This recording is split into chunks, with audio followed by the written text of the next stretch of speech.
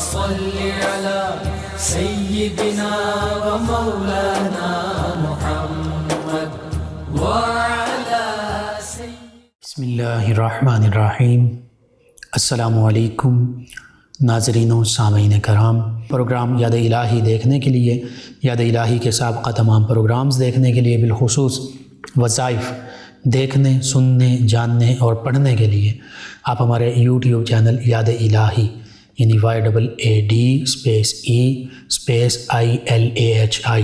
YouTube channel یاد الہی کو سبسکرائب بھی کیجئے، لائک بھی کیجئے، کمنٹس بھی کیجئے، تاکہ یاد الہی کے مختلف پروگرامز اور وظائف سے آپ مکمل رہنمائی حاصل کر سکیں۔ ناظرین و سامعین، پروگرام یاد الہی میں روزانہ عظیم ہستیوں کے تذکار پاک کیے جاتے ہیں، اور اس کے ساتھ ساتھ کچھ ایسے موضوعات پر گفتگو ہوتی ہے جن سے آپ کو رہنمائی حاصل ہوتی ہے۔ آج صحابہ کرام علیہم الرضوان میں سے ایک عظیم ہستی، ایک عظیم جرنیل کمانڈر حضرت سیدنا قعقاع بن عمر رضی اللہ تعالیٰ عنہ آپ کے تذکار پاک ہوں گے۔ اس سے پہلے کتاب الشفا سے آج کا خاص وظیفہ موذی جانوروں سے، کیڑے مکوڑوں سے نجات کا، حفاظت کا روحانی نسخہ، روحانی وظیفہ، حتیٰ کہ یہ وظیفہ جو ہے جنات، آسیب، جادو وغیرہ کے معاملات میں بھی حفاظت کا سبب بنتا ہے اور بنے گا انشاءاللہ۔ یہ سماعت کیجئے سورۃ الصافات۔ سورۃ الصافات 23ویں پارے میں ہے، اس کی آیت مبارکہ 79۔ سورۃ الصافات آیت مبارکہ 79۔ اس کو لکھ کر گھر کے کونوں میں لٹکانے سے، یعنی لکھیں 4 جگہوں پہ لکھ لیں، یا جتنے کمرے ہیں ان کے کونے ان میں لکھ کر لٹکانے سے ہر قسم کے موذی کیڑے مکوڑے، موذی جانوروں سے حفاظت رہتی ہے، حتیٰ کہ جادو، آسیب، جنات وغیرہ کے شر سے بھی انشاءاللہ حفاظت رہے گی۔ آیت مبارکہ اور اس کا ترجمہ سماعت کر لیجئے۔ اللہ سبحانہ و تعالی شاہ فرماتا ہے، اعوذ باللہ من الشیطان الرجیم، بسم اللہ الرحمن الرحیم، سلام علی نوح فی العالمین، سلام علی نوح فی العالمین، کہ تمام جہانوں میں نوح علیہ السلام پر سلامتی ہو، سلام ہو۔ تو یہ بہت ہی خوبصورت قرآنی وظیفہ اور نسخہ ہے آسیب، جنات، شیاطین کے شر سے، جادو سے حفاظت کے لیے، اور پھر ظاہری جو موذی جانور، کیڑے مکوڑے ہیں، ان سے حفاظت کے لیے۔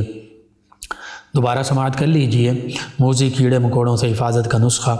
سورۃ الصافات کی آیت مبارکہ 79۔ اس کو لکھ کر، کاغذ پر لکھ کر گھر کے کونوں میں لٹکانے سے ہر قسم کے موذی کیڑے مکوڑے اور موذی جانوروں سے حفاظت رہتی ہے۔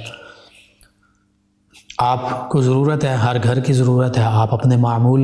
میں شامل کیجئے، یعنی اس عمل کو اپنائیے، یہ کیجئے، اپنے اعزہ، اقربا، رشتہ دار، دوست، احباب، پڑوسی، محلے دار، امت مسلمہ تک پہنچائیے۔ میرے، آپ کے، ہمارے بتانے سے ہمارے کسی بھی مسلمان بھائی، مسلمان بہن، مسلمان فرد، مسلمان گھرانے کا فائدہ ہوتا ہے، تو انشاءاللہ یہ ہمارے لیے دین و دنیا آخرت میں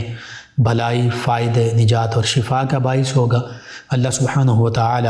ہمیں آسانیاں عطا فرمائے، ہمیں آسانیاں بانٹنے والا بنائے، مشکلات سے ہماری حفاظت فرمائے، آمین۔ ناظرین و سامعین، سیدنا قعقاع بن عمر تمیمی رضی اللہ تعالی عنہ عظیم صحابہ کرام علیہم الرضوان میں سے ہیں۔ صحابہ کرام علیہم الرضوان کی شان وراء الورا ہے۔ بعد از انبیاء و مرسلین علیہم الصلاۃ والتسلیم اس کائنات کی عظیم ترین ہستیاں صحابہ کرام ہیں، اور پاکیزہ قلوب ہستیاں ہیں۔ حدیث مبارکہ کے مطابق اللہ رب العزت نے جب نظر رحمت فرمائی عالم ارواح میں، تو انبیاء کرام علیہ السلام کے بعد جو سب سے پاکیزہ نفوس قدسیہ، پاکیزہ قلوب والی ہستیاں تھیں، شخصیات تھیں، انہیں اپنے پیارے حبیب صلی اللہ علیہ وآلہ وصحبہ وبارک وسلم کی صحابیت کا عظیم شرف عطا فرمایا۔ تو یوں حقیقت میں صحابہ کرام علیہم الرضوان نبی رحمت صلی اللہ علیہ وآلہ وسلم کے جانثار، وفادار، نبی کریم صلی اللہ علیہ وآلہ وسلم کی زیارت سے براہ راست اپنی آنکھوں کو، قلوب و اذہان کو روشن اور منور فرمانے والے براہ راست صحابہ کرام علیہم رضوان یہ ہستیاں ہیں جنہوں نے اسلام کی تعلیم، قرآن و سنت کا پیغام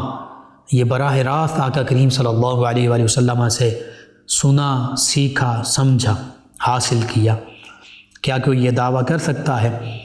ان ہستیوں کے سوا کہ ہم نے براہ راست آقا کریم صلی اللہ علیہ وآلہ وسلم سے قرآن مجید فرقان حمید اخذ کیا ہے، سماعت کیا ہے، یا احادیث مبارکہ براہ راست آقا کریم صلی اللہ علیہ وآلہ وسلم سے حاصل کی ہیں، سنی ہیں؟ صحابہ کرام علیہم رضوان کے علاوہ کوئی ایسا دعویٰ نہیں کر سکتا۔ یہ ان ہستیوں کا شرف ہے کہ قرآن مجید فرقان حمید جو تمام جہانوں کے لیے کتاب ہدایت ہے، جو سب سے آخری کتاب ہے اور سب سے عظیم اللہ تعالیٰ کی طرف سے نازل کردہ کتاب ہے، اس کتاب ہدایت کو صحابہ کرام علیہم رضوان نے براہ راست اللہ کے حبیب صلی اللہ علیہ وآلہ وسلم کے زبان مقدسہ سے سماعت کیا، سنا، اور وہ احادیث مبارکہ جو نبی رحمت صلی اللہ علیہ وآلہ وسلم کے فرامین مبارکہ جو ہم تک آج پہنچے، وہ صحابہ کرام علیہم رضوان نے براہ راست آقا کریم صلی اللہ علیہ وآلہ وسلم سے سماعت کی ہے۔ آقا کریم صلی اللہ علیہ وآلہ وسلم کی سیرت مبارکہ جو قرآن مجید فرقان حمید میں، احادیث مبارکہ میں، سیرت کی کتب میں موجود ہیں، وہ صحابہ کرام علیہم رضوان نے براہ راست آقا کریم صلی اللہ علیہ وآلہ وسلم کے رخ زیبا کو، آپ کے جلووں کو، آپ کی حیات مبارکہ کے لمحات کو، مبارک لمحات کو اپنی آنکھوں سے دیکھا۔ تو کیوں نہ قربان جائیں ان صحابہ کرام علیہم رضوان کی عظمت، رفعت و شان پر کہ جنہیں اللہ تعالیٰ نے یہ عظیم مقام عطا فرمایا۔ اور اس بات میں کسی قسم کا کوئی شک و شبہ نہیں ہے، قرآن مجید فرقان حمید کی وہ سینکڑوں ہزاروں آیات بینات صحابہ کرام علیہم رضوان کی شان میں موجود ہیں، جن میں ایمان کا ذکر ہے، ایمان والوں کا ذکر ہے، اعمال صالحہ کا ذکر ہے، جن میں جنتوں کا ذکر ہے، جنتی لوگوں کا ذکر ہے۔ وہ ساری آیات بینات کے مصداق، وہ ساری آیات بینات ان صحابہ کرام علیہم رضوان کی شان میں نازل ہوئی ہیں۔ اسی طرح وہ تمام احادیث مبارکہ جن میں مومنین کا ذکر ہے، جن میں ایمان والوں کا ذکر ہے، جن میں اعمال صالحہ بجا لانے والوں کا ذکر ہے، جن میں اچھے اخلاق والوں کا ذکر ہے، جن میں صابرین، قانتین، خاشعین، مجاہدین، حافظین، صائمین، قائمین، راکعین کا ذکر ہے، ذاکرین کا ذکر ہے، وہ ساری آیات بینات بھی قرآن پاک میں موجود، وہ ساری احادیث مبارکہ بھی وہ صحابہ کرام علیہم رضوان کی شان میں نازل ہوئی ہیں۔ اور یہ بھی ذہن میں رکھیے کہ تمام کے تمام صحابہ کرام اللہ کے ولی بھی ہیں، مقرب بندے بھی ہیں، دوست بھی ہیں۔ تو عام اولیاء اللہ کی شان وراء الورا ہے۔ حدیث قدسی میں صحیح بخاری میں موجود ہے، اللہ رب العزت کا فرمان مبارکہ جو نبی رحمت صلی اللہ علیہ وآلہ وسلم کی زبان مبارکہ سے ہم تک پہنچا کہ نبی کریم صلی اللہ علیہ وآلہ وسلم نے فرمایا کہ اللہ فرماتا ہے من عاد لی ولیا فقد آذنتہ بالحرب، جو اللہ کے محبوب بندے ہیں، پیارے بندے ہیں، جو اللہ کے دوست ہیں، جو اولیاء اللہ ہیں، حقیقی اولیاء اللہ، باشرہ اور اسلام کی حقیقی تعلیمات کے جاننے والے بھی اور اس پر عمل کرنے والے بھی، جعلی عامل یا جعلی پیروں کی اور شریعت کے مخالف لوگوں کی میں بات نہیں کر رہا، خود بخود ڈھونگی پیر بن جانے والے، خود بخود دعوے کرنے والوں کا ذکر نہیں کر رہا۔ جو حقیقی اولیاء اللہ ہیں،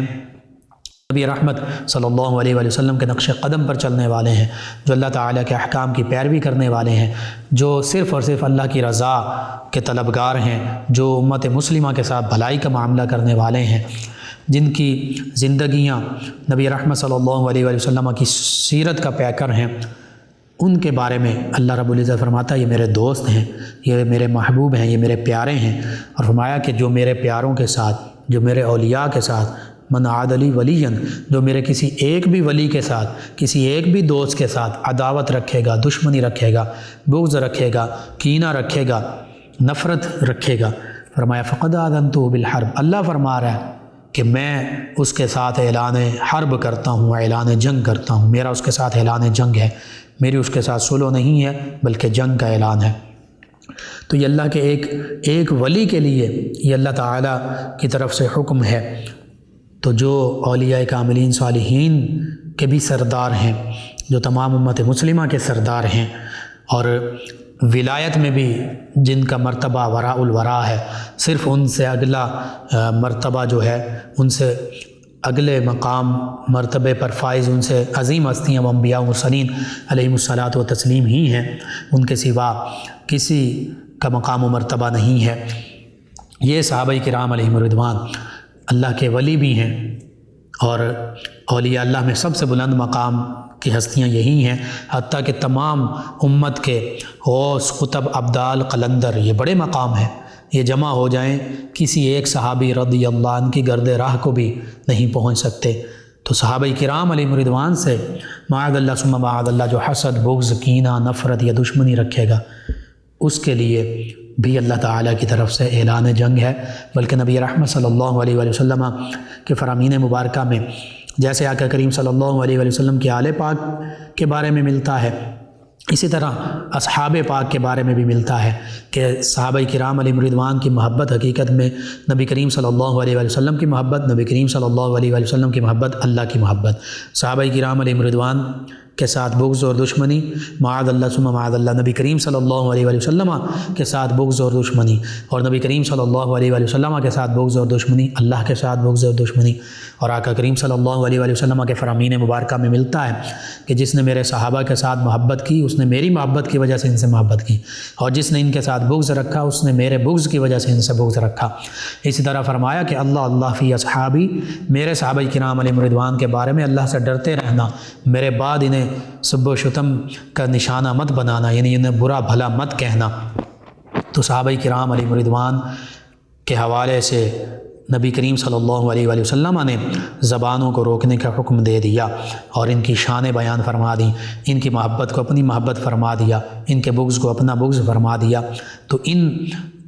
احادیث مبارکہ کو، حدیث قدسی کو مد نظر رکھا جائے تو ہم تمام صحابہ کرام علیہم الرضوان کے ساتھ دل و جان سے محبت بھی کرتے ہیں، ادب بھی بجا لاتے ہیں، احترام بھی کرتے ہیں، اور ان کی فضیلتیں، ان کی عظمتیں، ان کی رفعتیں، ان کی شانیں بیان کرتے ہیں۔ انہی صحابہ کرام علیہم الرضوان میں سے ایک عظیم ہستی ہیں سیدنا قعقاع بن عمر تمیمی رضی اللہ تعالی عنہ، عظیم کمانڈر، عظیم جرنیل، عظیم سپہ سالار، عظیم مجاہد اسلام۔ اگرچہ آپ کا اسلام لانا یہ غالباً 9 ہجری میں آپ اسلام لائے، جب جسے عام الوفود کہتے ہیں، وفود کا سال، کہ عرب کے مختلف علاقوں سے جوق در جوق وفود آقا کریم صلی اللہ علیہ وآلہ وسلم کی خدمت اقدس میں حاضر ہوتے اور اسلام کی دولت سے مشرف ہوتے۔ انہی وفود میں آپ بھی حاضر خدمت ہوئے، آپ نے بھی اسلام کی دولت پائی۔ بنو تمیم اور بنو خزاعہ کے قبیلے سے جو لوگ آئے، آپ بھی انہی میں شامل تھے، بنو تمیم سے آپ نے اسلام قبول کیا۔ اور چونکہ ابھی یہ قبیلہ جب اسلام نہیں لایا تھا، تو جب مدینہ طیبہ میں یہ قبیلہ وارد ہوا، تو اس قبیلے کہ ایک عمل کی وجہ سے اللہ تعالیٰ نے نبی کریم صلی اللہ علیہ وآلہ وسلم کی بارگاہ کے آداب امت مسلمہ کے لیے بیان فرما دیے۔ وہ سورۃ الحجرات کا پہلا رکوع، بالخصوص پہلا آدھا رکوع جو ہے، وہ اس قبیلے کے آنے، بنو تمیم کے آنے کی وجہ سے وہ آیات بینات نازل ہوئیں۔ چونکہ ابھی یہ اسلام نہیں لائے تھے اور بارگاہ نبوت صلی اللہ علیہ وآلہ وسلم کے آداب بھی نہیں جانتے تھے، تو انہوں نے باہر سے آوازیں دیں۔ نبی کریم صلی اللہ علیہ وآلہ وسلم نماز کی ادائیگی کے بعد تشریف لائے، اور پھر چونکہ ابھی یہ قبیلہ اسلام نہیں لایا تھا، تو انہوں نے کہا کہ ہمارے خطیب بہتر ہیں، ہمارے شاعر بہتر ہیں۔ نبی رحمت صلی اللہ علیہ وآلہ وسلم نے ان کے خطیب نے خطاب کیا، گفتگو کی۔ پھر نبی کریم صلی اللہ علیہ وآلہ وسلم نے سیدنا ثابت بن قیس رضی اللہ عنہ ان کو خطاب کے لیے حکم دیا کہ یہ ہمارے خطیب ہیں۔ پھر ان کے شاعر نے شاعری پیش کی، تو نبی رحمت صلی اللہ علیہ وآلہ وسلم نے اپنی طرف سے حسان بن ثابت رضی اللہ عنہ کو آگے کیا، انہوں نے فی البدیع اشعار کہے۔ تو اس قبیلے کے لوگوں نے اس بات کو تسلیم کیا کہ اور کہا کہ اے محمد صلی اللہ علیہ وآلہ وسلم، آپ کا شاعر ہمارے شاعر سے بہتر ہے، آپ کا خطیب ہمارے خطیب سے بہتر ہے، اور پھر اسلام کے حوالے سے گواہی دی کہ ہم تسلیم کرتے ہیں، ہم دل و جان سے یہ بات مانتے ہیں کہ آپ اللہ کے سچے نبی ہیں، سچے رسول ہیں، اللہ وحدہ لا شریک ہے، توحید و رسالت کی گواہی دی، اور یہ قبیلہ جو ہے، یہ وفد جو ہے، یہ اسلام اس نے قبول کر لیا۔ اسی میں سیدنا قعقاع بن عمر رضی اللہ عنہ بھی تھے، آپ نے بھی اسلام قبول کیا۔ اسلام قبول کرنے کے بعد یہ قبیلہ اور بالخصوص سیدنا قعقاع بن عامر رضی اللہ عنہ اور آپ کے بھائی سیدنا قعقاع بن عمر رضی اللہ عنہ اور آپ کے بھائی عاصم بن عمر رضی اللہ عنہ، انہوں نے اسلام کے لیے بہت سی خدمات سر انجام دی، حتیٰ کہ سیدنا قعقاع بن عمر رضی اللہ عنہ بعض اوقات اس حوالے سے اپنے عاجزی انکساری کا بھی، اور جو وقت تھوڑا دیر سے اسلام قبول کیا اور شروع میں اسلام کے مخالفت میں یہ قبیلہ رہا، تو اس پر تھوڑا سا دکھ کا اظہار بھی کیا کرتے تھے، اور کہا کرتے تھے کہ کاش ہم پہلے اسلام لے آتے اور نبی رحمت صلی اللہ علیہ وسلم کی خدمات بھی بجا لاتے، آقا کریم صلی اللہ علیہ وسلم کی بارگاہ میں زیادہ سے زیادہ ہمیں وقت ملتا۔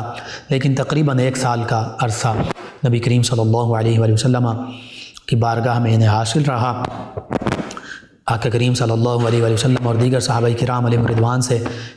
ان فیوز و برکات پائے، ان قبائل نے فیوز و برکات پائے۔ اب جب یہ اسلام لے آئے تو اسلام کے لیے ان کی خدمات طویل ہیں، مختصراً اس کا میں ذکر کروں گا۔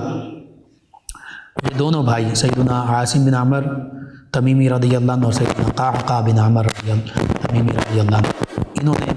سیدنا ابو بکر صدیق رضی اللہ عنہ کے عہد مبارکہ میں، پھر سیدنا عمر رضی اللہ عنہ کے عہد مبارکہ میں، بالخصوص ان 2 خلفائے راشدین کے عہد مبارکہ میں مختلف بڑی بڑی جنگیں، مہمات، جن میں فارس کی جنگ بھی ہے، جنگ قادسیہ بھی ہے، جن میں رومن امپائر کے خلاف لڑی جانے والی بہت بڑی جنگ یرموک بھی ہے، اس میں دیگر کئی نہاوند بھی ہے، اسی طرح مسیلمہ کذاب اور دیگر نبوت جو لوگ تھے ان کے خلاف لڑی جانے والی جنگیں بھی ہیں۔ تو یوں انہوں نے اسلام، مسلمانوں اور اسلامی ریاست کی سرحدوں کی حفاظت کی خاطر یہ عظیم جنگیں لڑیں، اور بہت زیادہ کارہائے نمایاں جو ہیں سر انجام دیے۔ آپ عظیم جرنیل تھے، تسلیم و رضا کے پیکر تھے، بطل جلیل تھے، میدان جنگ کے بہادر شاہ سوار تھے، شجاعت، جرأت اور بہادری کے پیکر تھے، اور لشکر اسلام کے ایک تجربہ کار بہادر جنگجو، ایک عظیم مجاہد اسلام، جذبہ جہاد اور جذبہ شوق شہادت کے پیکر، حتیٰ کہ نبی رحمت صلی اللہ علیہ وسلم کے عہد مبارکہ میں تو کہ 9 ہجری کا ان کے اسلام لانے کا واقعہ ہے، تو غزوات آخری غزوہ غالباً ہجری میں پیش آیا، تو ان غزوات میں تقریب نہیں ہو سکے، لیکن اسلام کے دیگر جتنے بڑے بڑے معرکے ان سبھی میں شامل ہوئے، اپنی جرأت، شجاعت، بہادری اور جنگی حکمت عملی جو ہے، جنگی مہارت جو ہے، اس کے جوہر دکھائے۔ ان میں سے چند جنگوں کا میں نے نام لیا، ان جنگوں میں شامل رہے سیدنا ابو بکر صدیق رضی اللہ تعالی عنہ کے دور خلافت میں، جب انہی کے قبیلے کے کچھ لوگوں نے ارتداد اختیار کیا۔ کچھ لوگ وہ تھے جنہوں نے زکوٰۃ دینے سے انکار کر دیا، کچھ لوگ وہ تھے جو ہزاروں کی تعداد میں جنہوں نے مسلمہ کذاب کی جھوٹی ختم نبوت کو تسلیم کر لیا۔ اسی طرح ادھر سجاح، طلیحہ، تو طلیحہ جو ہے انہوں نے دوبارہ اسلام قبول کر لیا، طلیحہ یا طلیحہ، اور 3-4 لوگوں نے اپنی طرف سے نبی ہونے کا دعویٰ کیا، جن میں سجاح نامی عورت بھی تھی، طلیحہ بھی تھا، اور بالخصوص مسلمہ کذاب، یہ سب سے بڑا فتنہ تھا اس کا۔ تو مسلمہ کذاب کے فتنے کے خلاف بھی سیدنا ابو بکر صدیق رضی اللہ عنہ نے جب سیدنا خالد بن ولید رضی اللہ عنہ کو سپہ سالار بنا کر بھیجا، تو سیدنا قعقاع بن عمر رضی اللہ عنہ نے وہاں بھی خدمات سر انجام دی، ختم نبوت کے منکرین کا قلع کما کیا۔ پھر ان کے اپنا قبیلہ بنو تمیم کے کچھ لوگ جو ہیں انہوں نے زکوٰۃ دینے سے انکار کیا، تو اس موقع پر یہ خود گئے اور اپنے ہی قبیلے کے خلاف نبرد آزما ہوئے، انہیں اسلام کی تعلیمات پر کاربند ہونے کا اور پابند ہونے کا کہا بھی، اور پھر ان میں سے اکثر لوگ جو ہیں دوبارہ اسلام پر مکمل طور پر کاربند ہوئے، زکوٰۃ پر آمادہ ہوئے۔ تو یوں سیدنا قعقاع بن عمر رضی اللہ تعالیٰ عنہ اپنے یا پرائے یہ نہیں دیکھتے تھے، بس یہ دیکھتے تھے کہ کون اسلام کے ساتھ دشمنی کر رہا ہے اور کہاں میری ضرورت ہے، جہاں حکم ملتا وہیں فوراً پہنچ جاتے، اور اسلام کی تعلیمات کے دفاع کی خاطر، اسلام کے دفاع کی خاطر، مسلمانوں کے دفاع کی خاطر اپنی جان تک قربان کرنے سے دریغ نہیں کیا۔ ان کے بھائی کا بھی یہی معاملہ، وہ بھی جرأت، شجاعت اور بہادری کے پیکر تھے۔ بہرحال سیدنا قعقاع بن عمر رضی اللہ تعالیٰ عنہ آپ کے حوالے سے یہ بھی ملتا ہے کہ جب جنگ یرموک پیش آئی تو اس موقع پر بھی یہ سب سے آگے تھے، پھر جب جنگ قادسیہ پیش آئی اس موقع پر بھی یہ سب سے آگے تھے۔ اس کے علاوہ دیگر جتنے معاملات پیش آئے، جتنی جنگیں پیش آئیں، ان میں سب سے آگے ہوتے، حتیٰ کہ ان کے حوالے سے سیدنا ابو بکر صدیق رضی اللہ عنہ یہ فرمایا کرتے تھے کہ یہ اکیلے 1000 مجاہدین کے برابر ہیں، ایک لشکر کے برابر ہیں۔ اسی طرح ان کے حوالے سے یہ بھی ملتا ہے کہ نبی رحمت صلی اللہ علیہ وآلہ وسلم نے ان کے لیے بھی یہ فرمایا تھا کہ یہ سیف ہیں، یعنی یہ تلوار ہیں، جیسے سیدنا خالد بن ولید رضی اللہ عنہ کے لیے فرمایا سیف من سیوف اللہ، اللہ کی تلواروں میں سے ایک تلوار۔ تو ایک عظیم تلوار وہ ہیں، ایک عظیم تلوار یہ بھی ہیں، سیدنا قعقاع بن عمر رضی اللہ تعالی عنہ۔ تو آپ کے حوالے سے یہ ملتا ہے کہ جب چونکہ آپ بہت عظیم مجاہد تھے، لڑنے والے تھے، بہت جرأت اور بہادری سے جنگوں میں شامل ہوا کرتے تھے، تو جنگ یرموک میں بھی، جنگ قادسیہ میں بھی، اور بنو کلب کی ایک مہم جو ہے اس میں بھی آپ کو بھیجا گیا۔ بنو کلب کا مشہور اور معروف جو سردار تھا علقمہ، یہ حلقہ بہوش اسلام ہوا، لیکن رسول کریم صلی اللہ علیہ وآلہ وسلم کی زندگی میں یہ مرتد ہو کر سرزمین شام کی طرف بھاگ گیا، اور جب اسے پتہ چلا کہ سلطان عرب و عجم نبی رحمت صلی اللہ علیہ وآلہ وسلم کا وصال ہو گیا ہے، تو یہ واپس اپنے قبیلے بنو کلب میں آ کر دوسرے لوگوں کے لیے بھی گمراہی کا سبب بننے لگا، یعنی دوسرے لوگوں کو بھی اسلام کے خلاف، مسلمانوں کے خلاف، صحابہ کرام علیہم رضوان کے خلاف برگشتہ کرنے لگا۔ جب اس کی خبر سیدنا ابو بکر صدیق رضی اللہ عنہ تک پہنچی تو آپ نے سیدنا قعقاع بن عمر رضی اللہ عنہ کو یہ حکم دے کر روانہ کیا اس کے قبیلے کی جانب کہ آپ اس کی طرف روانہ ہوں، اسے زندہ گرفتار کر کے لائیں یا پھر اسے موت کے گھاٹ اتار دیں۔ دربار خلافت سے سیدنا قعقاع بن عمر رضی اللہ عنہ نے جب یہ حکم پایا، آپ کو حکم ملا، تو ایک لشکر کی قیادت میں آپ اس مہم پر روانہ ہوئے۔ جب علقمہ کو لشکر اسلام کی آمد کی خبر ہوئی تو پھر یہ تیز رفتار گھوڑے پر سوار ہوا، وہاں سے بھاگ گیا۔ سیدنا قعقاع بن عمر رضی اللہ عنہ اور لشکر اسلام جو ہے ان کے قبیلے تک پہنچا تو اس کی بیوی اور بچوں کو گھیرے میں لیا، تو ان سے دریافت کیا، تو انہوں نے اس بات کا اعتراف کیا تو کہ ہم تو مسلمان ہیں، ہم اس کے گمراہی میں نہیں آنے والے، اور ہمارا اس کے ارتداد سے، مرتد ہونے سے کوئی تعلق نہیں ہے۔ سیدنا قعقاع جب آواز سنی تو واپس پلٹے، جب واپس آئے تو پتہ چلا کہ علقمہ جو ہے اس نے توبہ کر لی ہے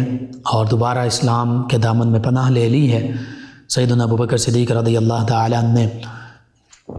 اس کے توبہ کو قبول کر لیا، اور چونکہ توبہ کرنے سے جو پہلے گناہ ہوتے ہیں اللہ تعالیٰ انہیں معاف فرما دیتا ہے اسلام لانے سے، اسلام قبول کرنے سے۔ تو اس حوالے سے یہ ملتا ہے کہ پھر اسلام قبول کرنے کی وجہ سے، دوبارہ اسلام کی پناہ میں آنے کی وجہ سے پھر چھوڑ دیا گیا، یعنی اب تابعیت کا شرف پایا۔ یہ اسلام کی خوبی ہے کہ جو اسلام کے دامن میں حقیقی طور پر پناہ لے لیتا ہے اور اللہ تعالیٰ سے سچے دل کے ساتھ توبہ کر لیتا ہے، اس کے سابقہ گناہ جو ہیں پھر ان کا مواخذہ نہیں ہوتا، وہ معاف کر دیے جاتے ہیں۔ اللہ تعالیٰ کی رحمت ہے، یہ نبی رحمت صلی اللہ علیہ وسلم کی رحمت للعالمین ہی ہے۔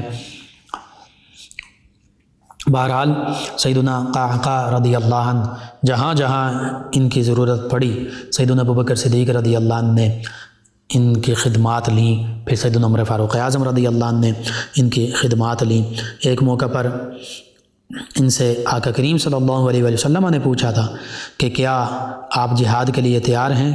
کیا تیاری کی ہے؟ تو انہوں نے فوراً عرض کیا، یا رسول اللہ صلی اللہ علیہ وسلم، اللہ تعالیٰ کی محبت اور استطاعت کے مطابق جرت اور بہادری اور منہ زور گھوڑا، تیز رفتار گھوڑا، یہ میرے جہاد کی تیاری کے لیے میرے ساتھ ہیں۔ تو آقا کریم صلی اللہ علیہ وسلم نے فرمایا کہ یہ تو بہت خوب تیاری ہے، اس سے بڑھ کر میدان جہاد میں اترنے کے لیے کیا چاہیے؟ اور حقیقت بھی یہی ہے کہ ایمان ہو بندہ مومن کا، جذبہ جہاد، جذبہ شوق شہادت، اور ضروری اسلحہ سامان حرب ہو، وہ ظاہری طور پر ضروری ہے اور حقیقی طور پر ایمان کی، جذبہ جہاد کی ضرورت ہے۔ وَأَنْتُمُ الْأَعْلَوْنَ إِن كُنتُم مُؤْمِنِينَ، اگر تم ایمان والے ہو، سچے جذبہ جہاد، جذبہ شوق شہادت رکھنے والے ہو، حقیقی مومن ہو، تو اللہ فرماتا تم ہی غالب آنے والے ہو، تمہیں ہی فتح و نصرت عطا ہوگی۔ اسی طرح مختلف غزوات میں آپ شامل رہے۔ 13 ہجری میں سیدنا ابوبکر صدیق رضی اللہ تعالیٰ عنہ نے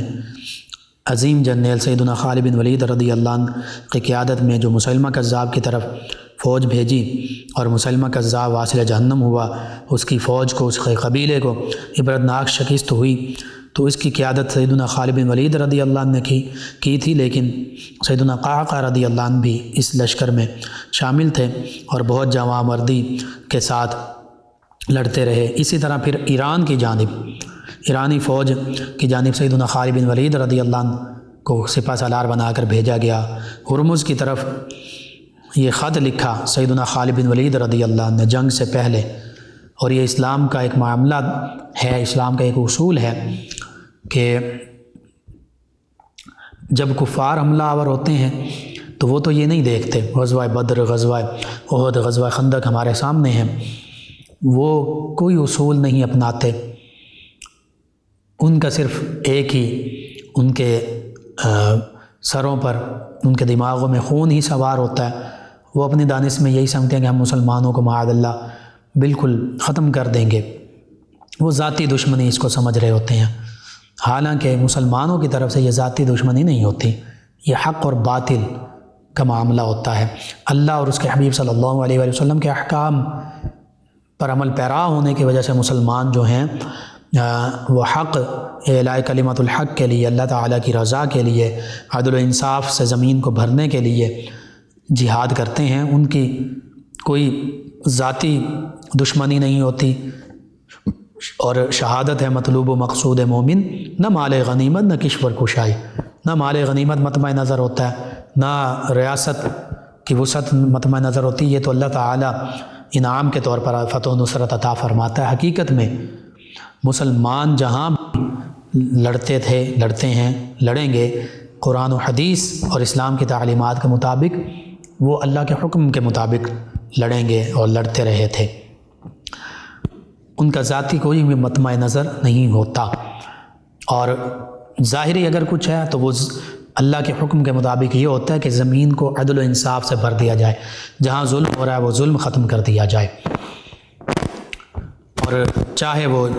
جارحانہ جنگ ہے اس میں بھی یہی ہوتا تھا۔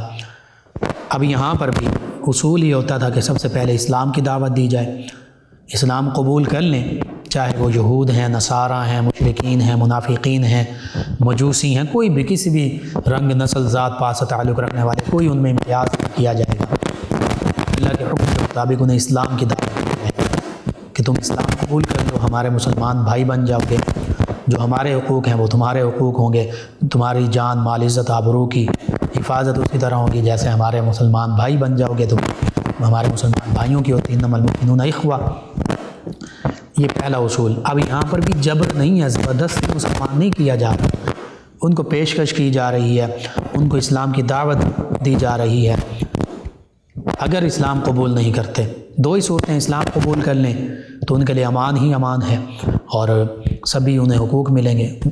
یہ پہلی صورت۔ دوسری صورت یہ ہے اسلام قبول نہیں کرتے تو اب لا اکراہ فی الدین، کوئی زبردستی نہیں، جبر نہیں۔ اب صورت اسلام نہ قبول کرنے پر، ٹھیک ہے اسلام تم قبول نہیں کرتے، کوئی زبردستی نہیں ہے، تمہارا اپنا معاملہ ہے، اب جزیہ دینا قبول کرو، ذمہ بن جاؤ، یعنی ریاست میں موجود مسلمان زکوٰۃ تو دیتے ہی ہیں، بعض وقت دیگر بھی معاملات ہوتے ہیں، محصولات ہوتے ہیں، یعنی ٹیکسز وغیرہ ہوتے ہیں، تو اسی طرح تم ٹیکس دو، جزیہ دو، فدیہ دو، آج کی زبان میں اس کو ٹیکس ہی کہہ سکتے ہیں، یہ خاص اصطلاح ہے جزیہ دینا، جو غیر مسلم اسلامی ریاست ہے وہ ادا کرتے ہیں۔ اب جزیہ دیتے ہیں، تم ذمہ بن جاؤ گے، یعنی ہمارے ذمے میں آ جاؤ گے، ہماری عزت آبرو جان مال کی حفاظت وہ اسلامی ریاست کی مسلمانوں کی ذمہ داری ہے۔ اتنا خوبصورت اصول ہے، پہلا اصول سب سے خوبصورت، یہ بھی کہ مسلمان نہیں ہوتے تو یہ بھی اتنا خوبصورت اصول چاہیے تو یہ کہ مسلمان ہو جائیں، مسلمان نہیں ہوتے ابدی فلاح پا جائیں مسلمان ہو کر، نہیں ہوتے ٹھیک ہے ان کا معاملہ ہے۔ پھر دوسرا اصول یہ کہ اسی اسلامی ریاست میں امن کے ساتھ رہو، جزیہ دیتے رہو، یہ بھی خوبصورت۔ لیکن اگر تم یہ چاہتے ہو کہ ہم مسلمانوں کو ختم ہی کرنا چاہتے ہیں، مسلمانوں کے ساتھ لڑنا ہی چاہتے ہیں، تمہارا مطمع نظر یہی ہے، تو ہم بھی لڑنے سے ڈرنے والے نہیں، پیچھے ہٹنے والے نہیں، بزدل نہیں ہیں، ہم بھی اعلاء کلمت الحق کے لیے، اسلام کلمہ کو بلند کرنے کے لیے، اللہ کے نام کو بلند کرنے کے لیے، اللہ اور اس کے رسول صلی اللہ علیہ وسلم کے احکام کی تعمیل کرنے کے لیے ہم بھی لڑنے کے لیے تیار ہیں۔ یہ تیسری جارحانہ جنگ ہے۔ اب یہاں پر اسلام اور مسلمان اسلام کے دفاع کی خاطر لڑتے تھے، تو ہرمز کے حوالے سے بھی ایسا ہی معاملہ ہوا، اس کو یہ خط لکھا گیا، اس نے اس خط کی کوئی پرواہ نہیں کی بلکہ میدان میں آ کر لڑنے کو ترجیح دی۔ تو سیدنا خالد بن ولید رضی اللہ عنہ کی جو خاص حکمت عملی تھی، اپنی فوج کو 3 حصوں میں تقسیم کیا، ایک حصہ سیدنا مثنی بن حارثہ رضی اللہ عنہ کے حوالے کیا، ایک عدی بن حاتم رضی اللہ عنہ کے حوالے کیا، حاتم تائی کے بیٹے، ایک عاصم بن عمر تمیمی، قعقاع بن عمر رضی اللہ عنہ کے بھائی، ان کے حوالے کیا، اور خود مرکز کی قیادت کرتے ہوئے میدان جہاد میں اترے۔ بس پھر کیا تھا، ایرانی فوج کو شکست دی، حتیٰ کہ ہرمز کو واصل جہنم کیا، اور یوں اللہ تعالیٰ نے صحابہ کرام علیہم رضوان کو، مسلمانوں کو فتح و نصرت سے نوازا۔ اسی طرح حیرہ کی جنگ ہوئی، وہاں بھی یہی معاملہ، قادسیہ کی جنگ ہوئی۔ ان جنگوں میں ایک خاص معاملہ اور بھی تھا کہ ایرانی جو تھے رستم پہلوان، رستم ان کا بڑا سالار، اس کو بھی سیدنا خالد بن ولید رضی اللہ عنہ نے بلکہ اس رستم یہ غالباً بھاگا اور زخمی ہو کر نہر سے نکلنے لگا، ایک مسلمان مجاہد بلال انہوں نے اس کو پکڑا اور اس کا سر قلم کر دیا۔ تو یوں اگر قلعہ میں محصور ہوتے یہ ایرانی تو ایک ایسی سیڑھی تیار کی گئی کہ جو قلعے کی دیوار پر ڈالی گئی، سیدنا قعقاع رضی اللہ عنہ اور غالباً سیدنا عمر بن عاص رضی اللہ عنہ، انہوں نے اس سیڑھی کے ذریعے قلعے کے اندر پھلانگا اور قلعے کا دروازہ کھول دیا۔ صحابہ کرام علیہم رضوان، تابعین اعظام، مجاہدین اسلام حملہ آور ہوئے اور تھوڑی ہی دیر میں قلعہ بھی فتح ہو گیا۔ یہ ان تمام جنگوں میں، اور خاص ایک معاملہ یہ تھا کہ صحابہ کرام علیہم رضوان کی تعداد 20 سے 30 ہزار ہوتی تھی، سامنے جو ایرانی تھے ان کی تعداد کم از کم 1.5 لاکھ سے 1.25 لاکھ تک ہوتی تھی۔ اور اس کے ساتھ ساتھ ایرانیوں کا یہ طریقہ تھا، ان کے پاس ہاتھی تھے، یا ہاتھی میدان میں چھوڑ دیتے۔ اب ہاتھی جو ہے وہ بدمست ہو کر لوگوں کو نیچے کچلتے، مجاہدین اسلام بھی کچلے جاتے۔ اس کا طریقہ سیدنا قعقاع رضی اللہ عنہ نے یہ نکالا۔ چند ایرانی لوگ جو ہیں وہ مسلمان ہوئے، ان سے بھی پوچھا گیا، انہوں نے کہا کہ ان کی آنکھیں بیکار کر دی جائیں ہاتھیوں کی اور سونڈیں کاٹ دی جائیں تو پھر یہ واپس دوڑیں گے۔ سیدنا قعقاع رضی اللہ عنہ اور آپ کے ساتھ جو تیر انداز اور نیزے باز تھے، انہوں نے اونٹوں کی آنکھوں میں نیزے اور تیر مارے اور اسی طرح سونڈیں کاٹیں، تو وہ جو درجنوں اور سینکڑوں کی تعداد میں ہاتھی تھے جو مسلمان فوج کو نقصان پہنچا رہے تھے، وہ واپس بھاگنے لگے اور اپنی ہی فوج کو کچل کر انہوں نے رون ڈالا۔ یوں اللہ تعالیٰ نے صحابہ کرام علیہم رضوان کو، مجاہدین اسلام کو ہر میدان میں، ایران میں فتح و نصرت سے نوازا، ایران فتح ہوا، نہامند فتح ہوا، پھر جنگ یرموک کا معاملہ پیش آیا، سیدنا عمر رضی اللہ عنہ کے عہد مبارکہ کی یہ خاص جنگیں ہیں، مہمات ہیں۔ وہ قیصر روم اور اس کے دیگر گورنرز جو اپنے آپ کو بڑی طاقت سمجھتے تھے، یہ پرشین اور رومن امپائر، ایرانی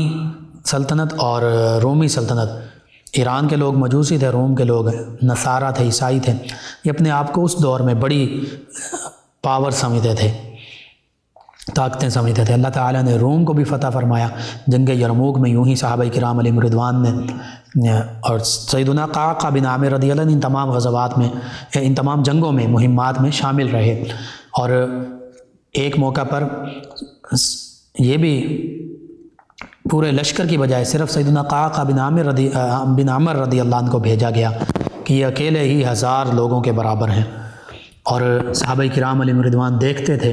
کہ یہ مشکل سے مشکل مہمات میں آگے سے آگے چلتے تھے اور کفار کا خلا خما کرتے تھے، ان کو واصل جہنم کرتے تھے۔ صحابہ کرام علیہم رضوان آشش کر اٹھتے تھے کہ یہ کیسی اللہ کی تلوار ہیں کہ انہیں کسی قسم کا کوئی خوف نہیں۔ دیگر صحابہ کرام علیہم رضوان کے دلوں میں بھی کوئی خوف نہیں تھا۔ یہ جتنی جنگیں ہوئیں ان میں سینکڑوں کی تعداد میں صحابہ کرام علیہم رضوان مجاہدین اسلام نے شہادت پائی، لیکن صحابہ کرام مجاہدین اسلام کبھی بھی پیچھے نہیں ہٹے۔ اللہ تعالیٰ نے رومن امپائر اور پرشین امپائر دونوں طاقتوں کو اسلام کے سرنگوں کر دیا، اسلام کے زیر تسلط کر دیا۔ اللہ تعالیٰ نے فتح و نصرت سے نوازا اور سیدنا عمر فاروق اعظم رضی اللہ عنہ کے عہد مبارکہ میں تقریباً 36 لاکھ مربع کلومیٹر سے زیادہ علاقے پر اسلامی ریاست جو ہے یہ قائم ہوئی۔ تو یہ سیدنا عمر فاروق اعظم رضی اللہ عنہ کی بھی برکت تھی، آپ کی حکمت اور دانش مندی تھی، صحابہ کرام علیہم رضوان کی برکتیں تھیں، صحابہ کرام علیہم رضوان کی جرأت اور بہادری تھی، جن میں ایک ہستی یہ بھی سیدنا قعقاع بن عامر رضی اللہ عنہ بھی شامل ہیں۔ بہرحال آپ کا وصال ہوا، اور وصال کے حوالے سے بعض نے لکھا کہ عراق میں اور بعض نے لکھا کہ مصر میں آپ کا مزار مبارکہ موجود ہے۔ اللہ سبحانہ وتعالی سے دعا ہے اللہ تعالی ہمیں ان عظیم ہستیوں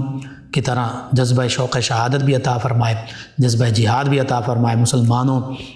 پر وہ جو تاریکی کے بادل چھائے ہیں وہ چھٹ جائیں، اسلامی افواج پوری دنیا میں وہ مسلمانوں کی خاطر جہاد کریں، جذبہ شوق شہادت کے پیکر بنیں، اور اللہ تعالی مسلمانوں کو فلسطین، کشمیر اور دیگر علاقوں میں بھی فتح و نصرت سے نوازے، آمین۔ اللہم صلی علی سیدنا و مولانا محمد وعلی سیدنا۔ آپ سماعت فرما رہے ہیں پروگرام یاد الہی۔ ناظرین و سامعین، اس دوران ہمیں جوائن کیا آمنہ مظہر صاحبہ ہیں فیصل آباد سے، کہتی ہیں بھائی کیسے ہیں آپ؟ جی الحمدللہ۔ کہتی ہیں آپ کا پروگرام بہت ہی انفارمیشن والا ہوتا ہے۔ جی شکریہ آپ کا، آپ پروگرام سنتی ہیں، اللہ تعالیٰ آپ کو بھی جزائے خیر عطا فرمائے۔ ہمارے ریگولر لسنرز میں روزانہ کی طرح شامل ہیں ڈوگر برادران،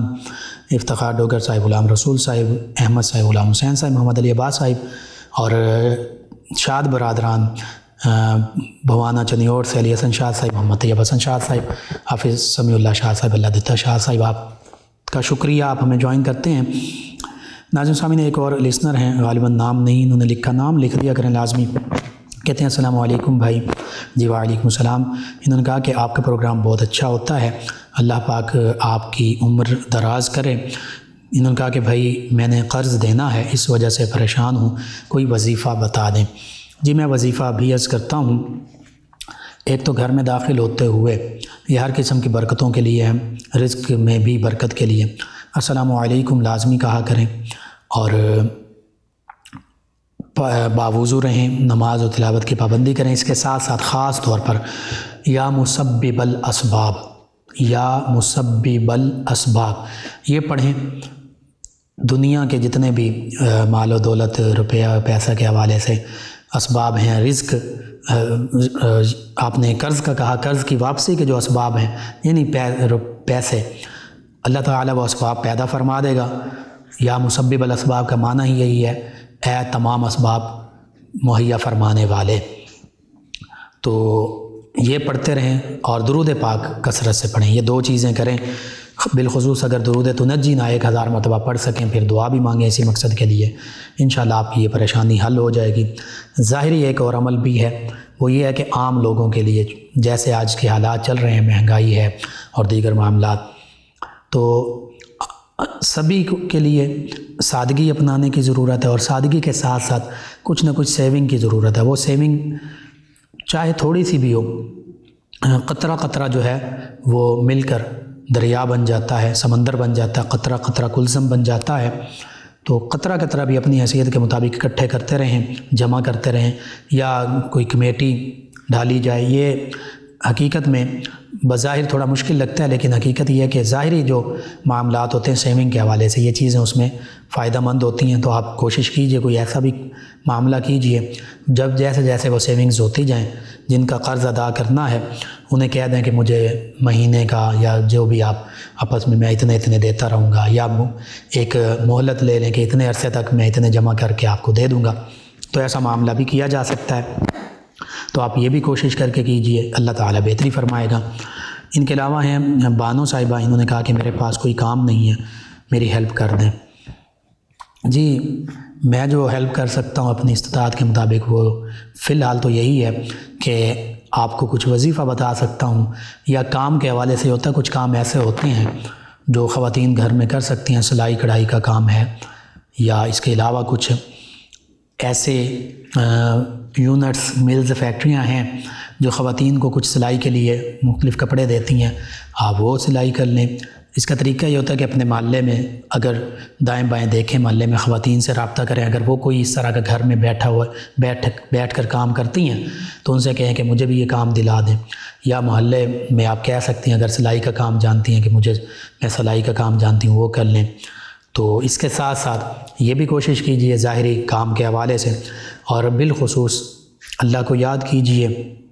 اللہ سے دعا مانگیے، رو کر گڑ گڑا کر کہ اللہ میرے لیے کوئی سبب پیدا فرما دے۔ یا مسبب الاسباب بھی آپ پڑھ سکتی ہیں، درود پاک بھی پڑھ سکتی ہیں، انشاءاللہ اللہ تعالیٰ ہی اسباب پیدا فرمانے والا ہے۔ ظاہری اسباب سے بھی بڑھ کر اللہ تعالیٰ جو اسباب پیدا فرما دیتا ہے، جب جس کے لیے پھر اسے ضرورت ہی نہیں رہتی کسی کے سامنے دست سوال دراز کرنے کی۔ اور اللہ تعالیٰ آپ کے حق میں بہتری فرمائے۔ خاص طور پر میں یہ بھی عرض کر دوں، آپ کے جو بھی رشتہ دار ہیں، قریبی یا محلے دار ہیں، پڑوسی، آپ ان سے کہہ سکتی ہیں کہ میرے یہ معاملات ہیں تو میری ہیلپ کریں۔ سب سے پہلے قریبی رشتہ دار، پھر دور کے رشتہ دار، پھر قریبی پڑوسی، پھر دور کے پڑوسی، ان کا یہ حق بنتا ہے کہ وہ آپ کی ہیلپ کریں۔ تو آپ ان سے کہہ سکتی ہیں، اگر واقعتاً آپ اتنا زیادہ اس حوالے سے مجبور ہیں کہ فاقوں کی نوبت ہے، کھانے پینے کا، دیگر جو ضروریات زندگی ہیں، ضروری جو چیزیں ہیں ان کے حوالے سے، تو بالکل آپ ان سے کہہ بھی سکتی ہیں، یہ بھی آپ کیجئے۔ جنات کے لیے ایک ہمارے لسنر نے پوچھا کون سی صورت لکھ کے روم میں رکھتے ہیں، صورت کا نام لکھ دیں۔ جی آج جو میں نے ذکر کیا سلام علی نوح فی العالمین، گھر کے تمام کونوں میں لکھ کر لٹکا دیں، یہ بھی ٹھیک ہے۔ اس کے ساتھ ساتھ سورہ بقرہ روز تلاوت کی جائے یا سنی جائے، یہ معاملہ بھی ہے۔ تو یہ دو چیزیں کر لیجیے، اللہ تعالیٰ بہتری فرمائے گا۔ ایمن صاحب ہیں 208 چک سے، کہتے ہیں السلام علیکم لقمان بھائی، کیا حال ہے؟ جی وعلیکم السلام الحمدللہ۔ جمیل گجر صاحب ہیں 208 چک سے، کہتے ہیں کہ جگر خون نہیں بناتا، اس حوالے سے کوئی وظیفہ بتا دیں۔ جی جگر کی تمام بیماریوں کے لیے، اس کے علاوہ بھی تمام بیماریوں کے لیے، ایک تو آپ یا سلام کثرت سے پڑھیں، دوسرا سورۃ البینہ 30ویں پارے میں ہے، اس کو 41 مرتبہ پڑھ کر اپنے اوپر بھی دم کریں، کھانے پینے کی چیزوں پر دم کر کے وہ کھائیں۔ تیسرا یہ کہ دوا، علاج، یہ بھی سنت نبوی ہے، آپ علاج بھی کروائیے۔ اور 2 وظیفے میں نے عرض کر دی، ان کو اپنے معمول میں شامل کیجیے، علاج بھی کروائیے، اللہ تعالیٰ خیر و عافیت فرمائے گا۔ دوبارہ آپ لکھ بھیجیے، ہفتہ 10 دن 15 دن کے بعد میں دوبارہ کچھ نہ کچھ عرض کر دوں گا۔ محمود صاحب حاجی آباد سے کہتے ہیں السلام علیکم لقمان بھائی، کیا حال ہے آپ کا؟ جی وعلیکم السلام، الحمدللہ۔ کہتے ہیں میرا یہ سوال ہے کہ مردوں کو غسل دینے کے بعد کفن پر کلمہ لکھنا یا کچھ اور لکھنا یہ جائز ہے یا نہیں؟ جی بالکل لکھا جا سکتا ہے، فرض واجب بھی نہیں ہے کہ کوئی نہیں لکھتا تو گناہ گار ہو جائے گا، لیکن اگر کوئی لکھتا ہے تو ہم منع بھی نہیں کر سکتے، اس کے لیے یہ لکھا بھی جا سکتا ہے، منع نہیں ہے، زیادہ سے زیادہ مستحب ہوگا یعنی پسندیدہ، اور اللہ کے پر امید رکھ کر یہ لکھا جاتا ہے تو اللہ فرماتا ہے حدیث قدسی میں کہ میں اپنے بندے کے گمان کے مطابق فرماتا ہوں جیسا وہ مجھ سے گمان رکھتا ہے۔ ہم اللہ سے بہتر گمان رکھتے ہیں، یہی گمان ہوتا ہے کہ کلمہ طیبہ لکھ دیا یا آیت الکرسی لکھ دی تو انشاءاللہ اللہ تعالیٰ اپنے کلمات کے وسیلے سے رحمت ہی رحمت فرمائے گا۔ ان کے علاوہ ہمیں جوائن کیا صدام حسین صاحب نے، کہتے ہیں السلام علیکم بھائی، کیا حال ہے؟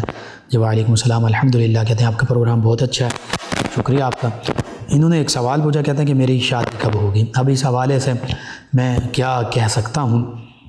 یہ تو اللہ تعالیٰ کی طرف سے معاملات ہوتے ہیں۔ ظاہری طور پر یہ ہے کہ آپ کے والدین آپ اس حوالے سے کیا تگ و دو کر رہے ہیں، اور پھر اس کے ساتھ ساتھ یہ ہو سکتا ہے کہ اللہ کو یاد کیجئے، سورہ اخلاص 90 دن تک روزانہ عشاء کی نماز کے بعد سونے سے پہلے پڑھیے، اول آخر طاقتان میں درود پاک اور دعا بھی کیجئے، تو انشاءاللہ یہ معاملہ جلد سر انجام پائے گا۔ ایک اور آگے آواز ہے اور کہتے ہیں کہ سر سلام بھی کہا، جی وعلیکم السلام۔ کہتے ہیں سر میں نے پچھلے پروگرام میں بھی پوچھا تھا کہ میں نے جن پیسوں کی پچھلے سال زکوٰۃ نکالی تھی وہ اب بھی میرے پاس، اب پھر زکوٰۃ نکالنی ہے، رہنمائی فرما دیں۔ جی پچھلے پروگرامز میں نے اس کا جواب دیا تھا، غالباً آپ نہیں سن پائے ہوں گے، بتا دیتا ہوں۔ اگر وہ پیسے جو پچھلے سال جن پر آپ نے زکوٰۃ دی تھی وہ آپ کے پاس پڑے ہیں بینک میں، گھر میں، جہاں بھی، صرف اس کے علاوہ کوئی چیز نہیں ہے، صرف وہی پیسے ہیں،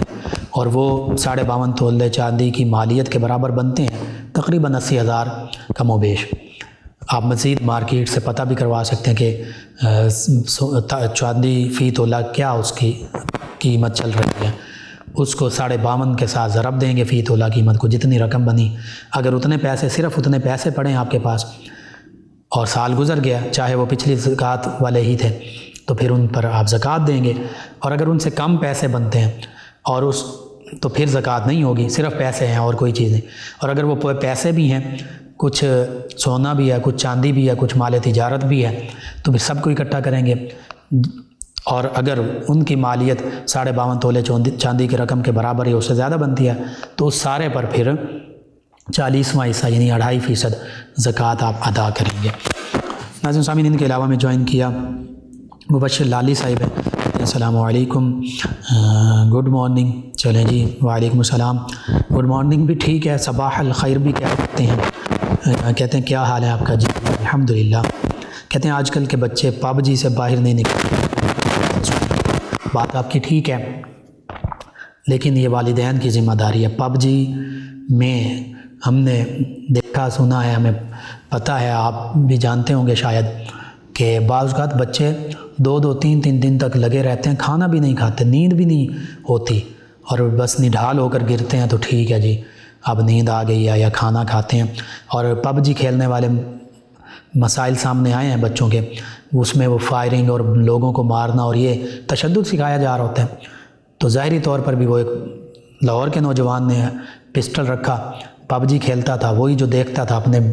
ماں باپ کو، بہن بھائیوں کو اس نے قتل کر دیا۔ اس طرح کے کئی واقعات پیش آئے ہیں، تو یہ والدین کی ذمہ داری ہے کہ انہیں جو بچے اسکول کالج جانے والے ہیں انہیں موبائل کی ضرورت نہیں ہے، اینڈرائڈ موبائل تو بالکل ضرورت نہیں ہے، تو ان کو موبائل سے دور رکھیں، اگر موبائل دینا تو اپنی نگرانی میں تھوڑے سے وقت کے لیے دیں، اپنے پاس بٹھائیں، موبائل کو تعلیمی ضروریات کے لیے استعمال کریں، موبائل پر ایجوکیشن سے جیسے بھی اپلیکیشن میٹر موجود ہے، میٹیریل موجود ہے، اگر وہ ضرورت ہے تو وہ استعمال کریں، کوئی اسلامک چینل دیکھیں، اسلامی رہنمائی حاصل کریں، دینی دنیاوی تعلیم حاصل کریں، ان لا یعنی کاموں میں نہ پڑیں۔ اس کے ظاہری بھی نقصانات ہیں اور اسلامی حوالے سے بھی وقت ضائع ہوتا ہے، نمازیں وہ اوقات نمازوں کے ضائع ہو جاتے ہیں، نمازیں ضائع ہو جاتی ہیں، والدین کے نافرمان ہو جاتے ہیں، بچے بات ہی نہیں سنتے۔ تو یہ چیزیں بڑے نقصانات ہیں، یہ والدین کی ذمہ داری ہے، ان چیزوں سے نکالیں بچوں کو۔ ان کے علاوہ ہمیں جوائن کیے ایک اور لسنر ہیں، انہوں نے کہا السلام علیکم لقمان بھائی، کیا حال ہے؟ جی وعلیکم السلام، الحمدللہ۔ کہا ویری نائس پروگرام۔ نیہا صاحبہ فیصل آباد سے کہتی ہیں کہ سورۃ ہود والا وظیفہ بتا دیں لکوریا کے لیے۔ جی میں بتا دیتا ہوں، سورہ ہود کی آیت مبارکہ 44 اور سورہ ملک کی آیت مبارکہ 30، اس کو لکھ کر تعویذ بنا لیں اور ناف کے اوپر باندھیں اس تعویذ کو، آیات بینات کو۔ یا دوسرا وظیفہ یہ کہ یا حی یا قیوم یا مصور الارحام، یا حی یا قیوم یا مصور الارحام، ان کلمات کو ایک کاغذ پر 21 مرتبہ لکھ کر مریضہ کو پہنائیں، انشاءاللہ اس مرض سے نجات ملے گی۔ یہ دو وظائف ہیں، دو روحانی علاج ہیں، دونوں میں سے ایک یا دونوں بھی آپ کر سکتے ہیں۔ آپ تمام ویورز لسنرز کا شکریہ، آپ ہمیں جوائن کرتے ہیں، پروگرام یاد الہی میں شامل ہوتے ہیں، اپنے فیڈ بیک میں آگاہ کرتے ہیں۔ سامعین، پروگرام یاد الہی کا وقت ختم ہوتا ہے، انشاءاللہ کل صبح دوبارہ آپ سے ملاقات ہوگی۔ اور ہماری اجازت ہے، اللہ اللهم صل على سيدنا ومولانا محمد وعلى